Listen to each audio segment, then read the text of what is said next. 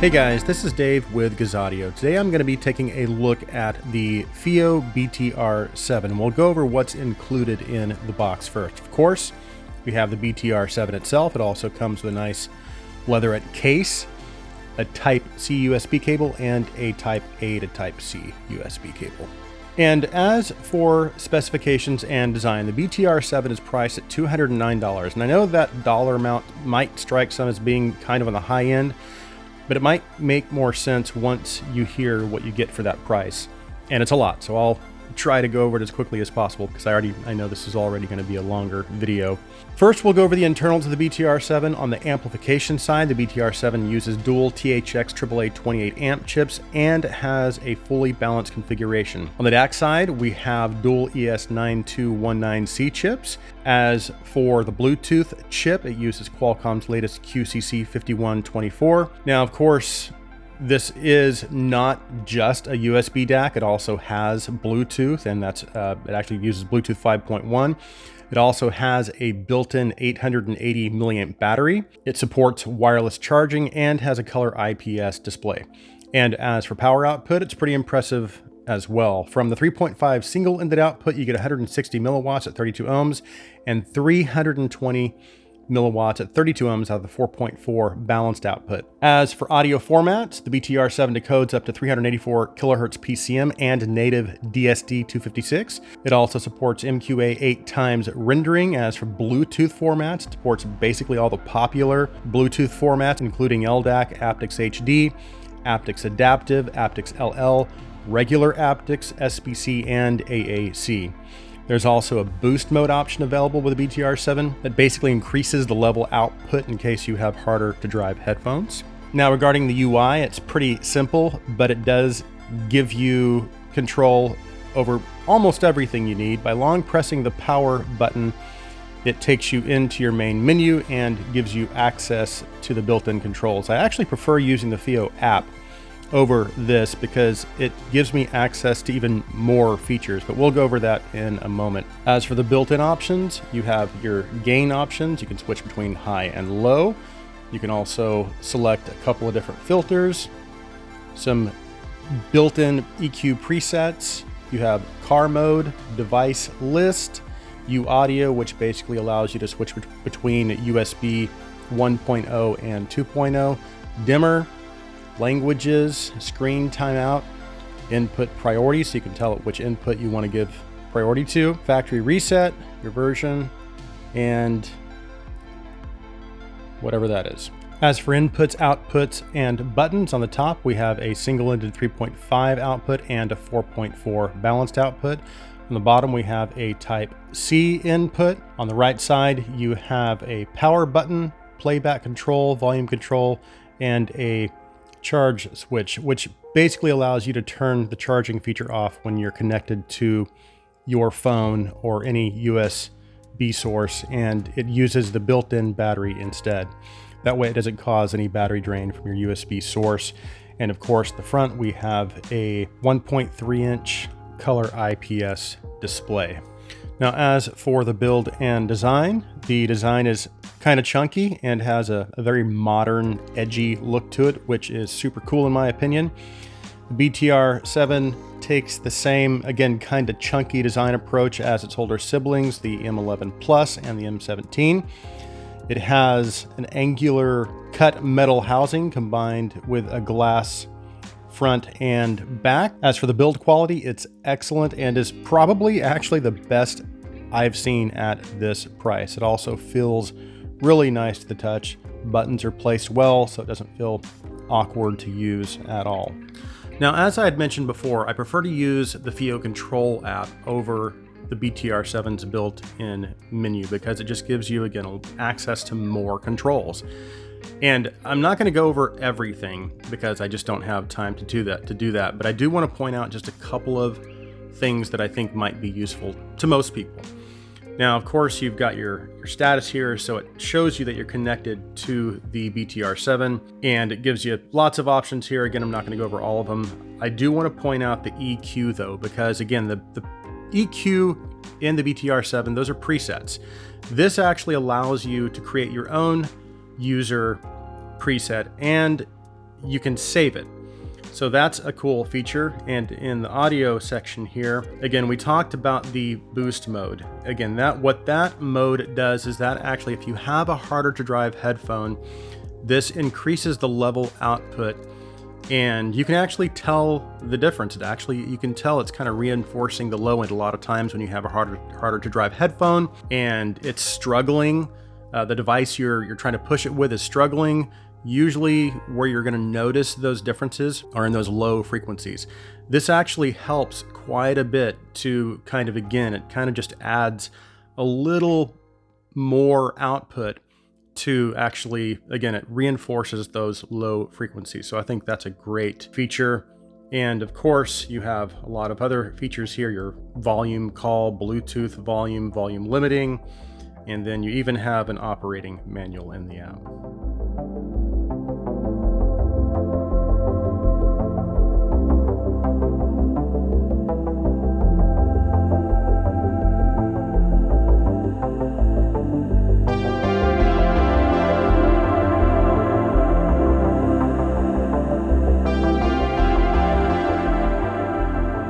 Okay, let's talk about the sound of the BTR7, but before we do, I think I should remind you, and I talked about this in a couple of my other reviews, but pairing is important, and even if you have a good DAC and source, ultimately your listening experience is going to be limited and really depend on the performance and capabilities of your IEMs or headphones. And I have some of the ones that I use for testing: 2020 Andromedas, Dunus M Pros, SA6 Ultras, the regular SA6s, Sennheiser i600, and then variations and several other IEMs. And of course I have my headphones that I use as well. But anyways, pairing is important. Now, several months ago, I did a couple of USB DAC comparison videos, and between the two videos, I think I covered roughly 15 different USB DACs.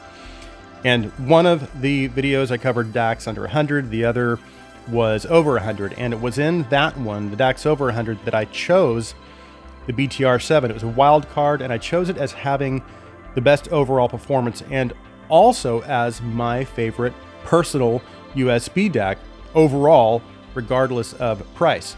So as of then, the Fiio BTR7 was my favorite USB DAC, but since then I've added a few others, including the Ico Heimdallar. I'm sure I totally just butchered that. The ITB03, which is also a USB Bluetooth DAC that's priced at $149, so about $60 cheaper. It also has a built-in battery like the BTR7. It's a 550 milliamp battery, so it's smaller. But again, it does have a built-in battery. It does not have wireless charging capabilities either, like the BTR7, but it also does have a color display.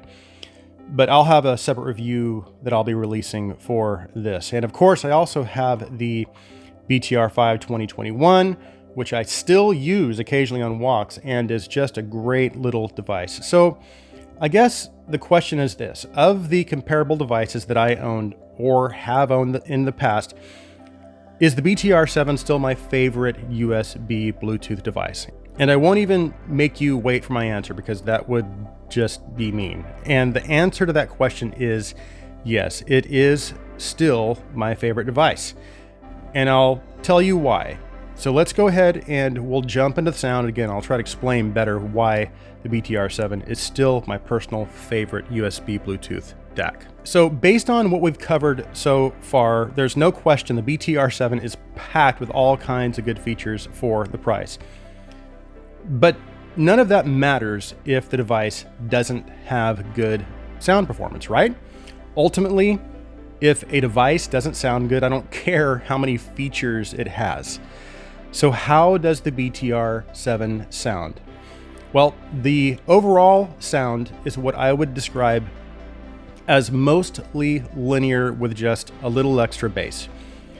Beyond the sub bass and bass, the rest of the response is quite linear. So as you move across the frequency spectrum, the bass is ever so slightly elevated over the mids and treble. Now, if you happen to watch my recent review of the Fiio K7 desktop amp, one of its standout characteristics was its dynamics, and what I can only describe as exciting and engaging qualities.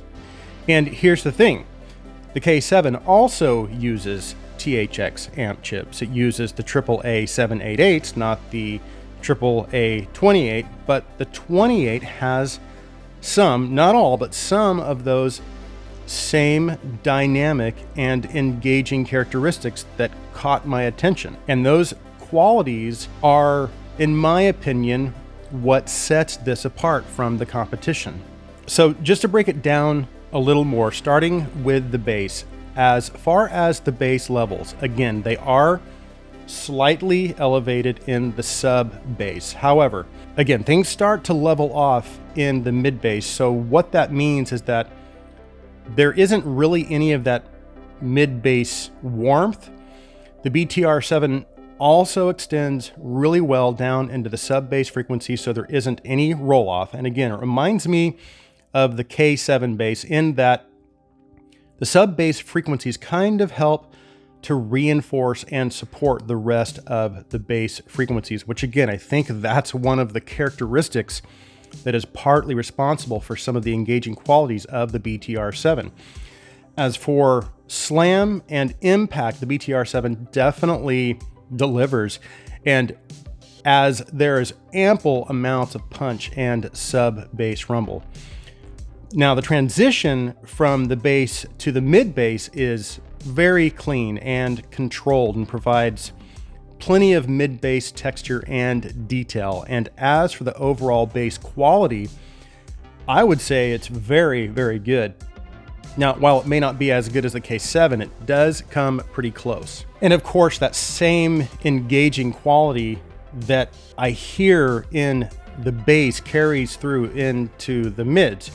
And it gives just a little more body and note weight to instruments and vocals. And as you move out of the mid bass into the lower mids, again, I don't hear any warmth at all in the mid bass. And that linear presentation carries from the mid bass into the lower mids. And of course, sometimes we all know that warmth and in the mid bass can kind of be associated with how natural instruments and vocals sound. And the K7 doesn't have that. It doesn't have that warmth. However, instruments and vocals still sound perfectly natural and resolving. And as far as mid-range detail, it's excellent at this price. And as far as the treble, like the mids, the treble is linear and has really good extension. And like I'd mentioned earlier, this is my favorite USB DAC. So I've spent quite a bit of time with it, and it's gone on many walks with me. And never once has the treble ever been harsh or become fatiguing. And while I wouldn't call the treble presentation smooth or relaxed, I would still say it does kind of fall into the category of leaning more natural. As for treble detail, it's very good. Higher stringed instruments and cymbals have good detail and sound very resolving, again, without ever sounding harsh. There's also plenty of upper treble presence, so there's plenty of air in live recordings. As for technicalities, again, as I mentioned before, your listening experience will heavily depend on the technical capabilities of your IEM or headphones. And again, I pointed out the IEMs that I usually use for testing. My SA6 Ultras have a really good technical performance, as do the IE600s and the Andromeda 2020s. So that being said, the BTR7 has a wide soundstage and very good instrument separation. Instruments have good density and a really good physicality, so they have a fairly defined space within the sound fill. The BTR7 is also very quiet. When testing background noise, I usually use my trusty 2020 Andromedas and my Dunus and Pros, and the BTR7 did amazingly. There's no background noise or no perceivable background noise that I could hear. Just to kind of summarize my experience with BTR7, look, I know this has been a seemingly glowing review, and I've said very little negative about the BTR7, but I will at least say this: like most devices in this price range, the BTR7 is not going to give you high-end performance. Even the Fiio K7 outperforms it in terms of power and dynamics generally. So just to go back to what I had said in my opening about why I chose this as my favorite USB DAC. If I'm basing my decision on the criteria that is most important to me, which is sound and features, sound being the most important, of course, and comparing it to devices that I owned or have owned that cost about the same or less with similar specs and features, then the BTR7 wins hands down every time in every category. But most importantly, of all of these USB DACs, the BTR7 engages me the most, period. That's it. I know every time I pick the BTR7 up, I'm going to have a satisfying listening experience. And subsequently, it's the device I end up reaching for the most frequently. Again, out of the USB Bluetooth DACs that I own, this is the one I reach for the most. The Fiio BTR7 is simply just a great device, and it only cost $209. So that concludes my review of the Fiio BTR7. If you're new to the channel and you like our videos, please take a minute and hit that subscribe button. And if you want to go a step further, you can also support Gazaudio through the Patreon. I will be sure and leave a link in the description. Thank you guys so much for taking the time to watch this review. Please like this video. Please share this video. I hope you guys have an awesome day.